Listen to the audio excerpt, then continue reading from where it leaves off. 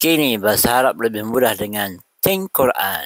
Assalamualaikum warahmatullahi wabarakatuh. Jumpa lagi dalam video saya yang terbaru. Kali ini saya nak cuba share satu apps Al-Quran yang saya katakan baru jumpa hari itu ya. Apps yang sangat membantu untuk mereka yang cuba nak memahami bahasa Al-Quran melalui perkataan-perkataan yang ada dalam surah-surah ya. Kan dalam video yang saya tunjukkan ini dia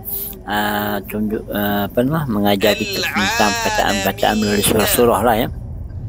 Tapi apa yang saya fahamkan daripada apps ni ialah dia fokuskan kepada 4 perkataan yang berulang-ulang ya. Jadi apabila kita menguasai 4 perkataan itu, antaranya min dan juga al-lazi, saya ingat yang 2 lagi perkataan saya lupa, kita akan boleh menguasai berapa persen lebih kurang, banyaklah ya perkataan-perkataan dalam Al-Quran tu dah kita fahami. So kita dah menguasai sebahagiannya. Kemudian kita dibekalkan dengan surah-surah dengan perkataan-perkataan melalui surah-surah ya. Jadi kita boleh belajar setiap hari dengan mengambil masa 15 minit. InsyaAllah akan membantu tuan-tuan dan perempuan untuk mentadabbur dan memahami bahasa Al-Quran melalui apps ini. Sangat-sangat membantu ya. Jadi dalam video kali ini saya cuba sikit terangkan lah, tapi saya tak pandai nak edit sangat ya. Jadi saya buat sebagaimana yang termampu sajalah. Jika tak berapa bagus tu saya minta maaf. InsyaAllah mungkin saya akan baikinya dalam video-video yang akan datang insyaAllah. Tapi saya konsisten insyaAllah selepas ini membantu tuan-tuan untuk cuba memahami bahasa Arab melalui apps ini. Selamat mencuba. Dengar sebutan dan tengok maksud dia. Ar-Rahimi,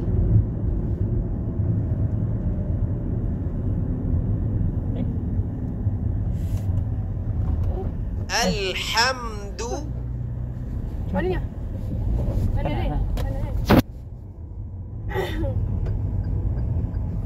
Lillahi, Al-Alamina.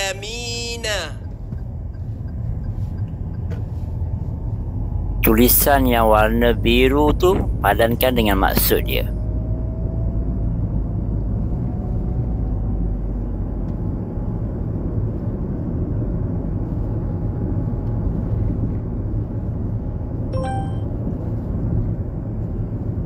Dengar sebutan dan pilih maksud dia yang mana satu akan tekan lah.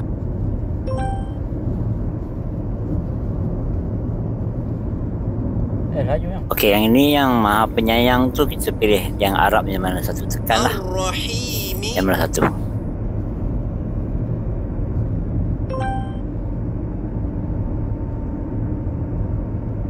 Tulisan yang warna biru padankan dengan maksud dia ya.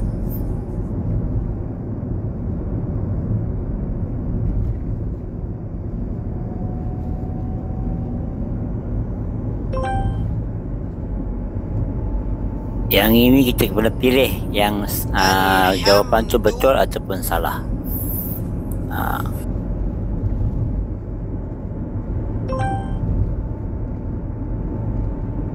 Okay, di hujung tu dia akan bagi kita keputusannya lah. Setiap apa yang kita bagi jawapan tu. Yang ini saya buat dengan jawapan yang betul kelima-limanya lah. So dia bagi tahniah. Senang aja kan?